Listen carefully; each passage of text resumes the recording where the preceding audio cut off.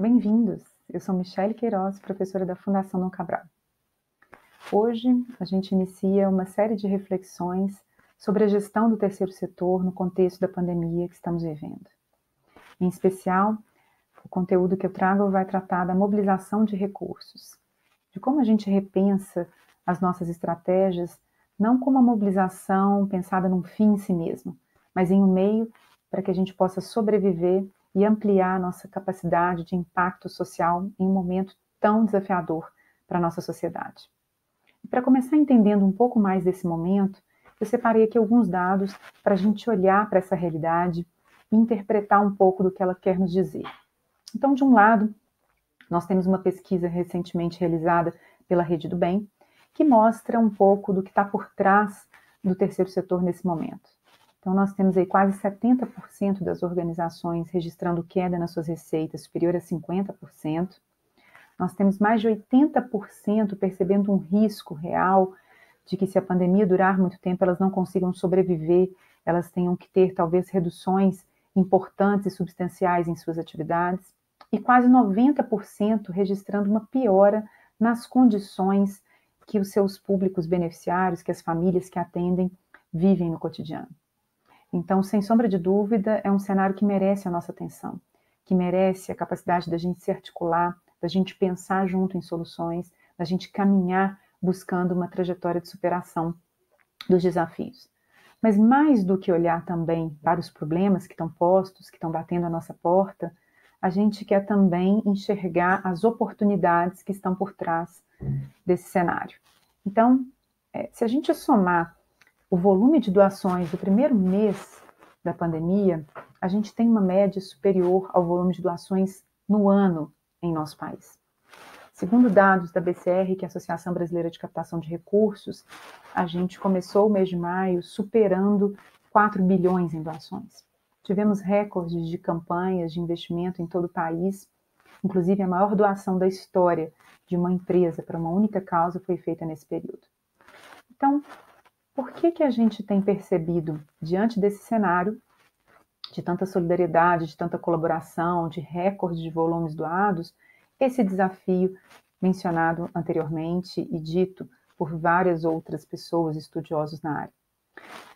Os motivos são múltiplos, mas pelo menos dois parecem chamar a atenção. O primeiro é que as ações emergenciais ligadas à alimentação, saúde, têm recebido, obviamente, um maior volume de recursos, a maior atenção em função da prioridade básica que representam.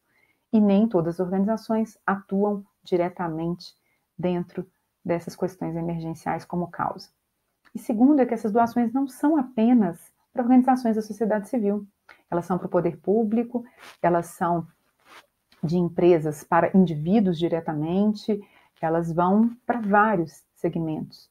E isso faz com que o retrato precise ser melhor interpretado, para que a gente não julgue a capacidade do terceiro setor gerar recursos de forma irresponsável, né? Bom, o que nós fizemos? Para tentar colaborar com caminhos de reflexões, para tentar entregar para vocês conteúdos que ajudem a pensar sobre oportunidades, a gente organizou essa série em alguns temas que julgamos relevantes. O primeiro deles é como é que a gente pensa o mapa atual de oportunidades das fontes de recursos financeiros. Olhando para indivíduos, empresas, institutos e fundações, geração própria de recursos, eventos e várias fontes que a gente tem dentro das estratégias de diversificação que podemos adotar, quais são as releituras necessárias nesse momento? Então, descortinar um pouco esse ambiente de oportunidades no contexto da pandemia é um dos propósitos de conteúdo que a gente vai apresentar. No segundo momento, a gente vai discutir como a economia colaborativa e recursos não financeiros também fazem parte dessa proposta de solução. Trabalhar com doação de produtos, doação de serviços, voluntariado, entre várias outras estratégias colaborativas, tem sido uma tônica importante e a gente tem ótimos exemplos que demonstram o impacto dessa forma de atuação.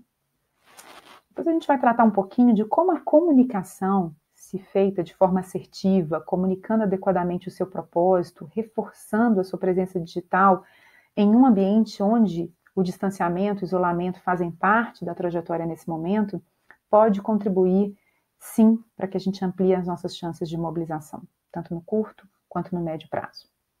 E, finalmente, a gente vai olhar para esse mundo da inovação, da tecnologia e entender como ele pode trabalhar a favor da mobilização de recursos.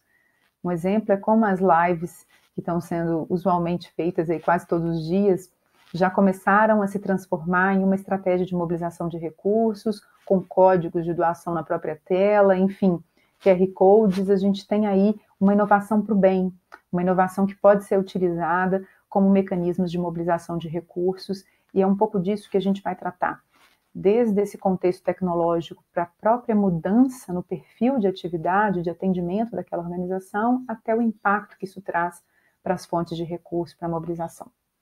A nossa ideia é que todos esses temas sejam uma mistura de conteúdos próprios gerados pela nossa equipe, mas que a gente também dialogue com outros atores, com outros públicos desse segmento de atuação, trazendo entrevistas que ajudem a contar histórias reais, que ajudem a trazer essa narrativa no olhar de outras pessoas.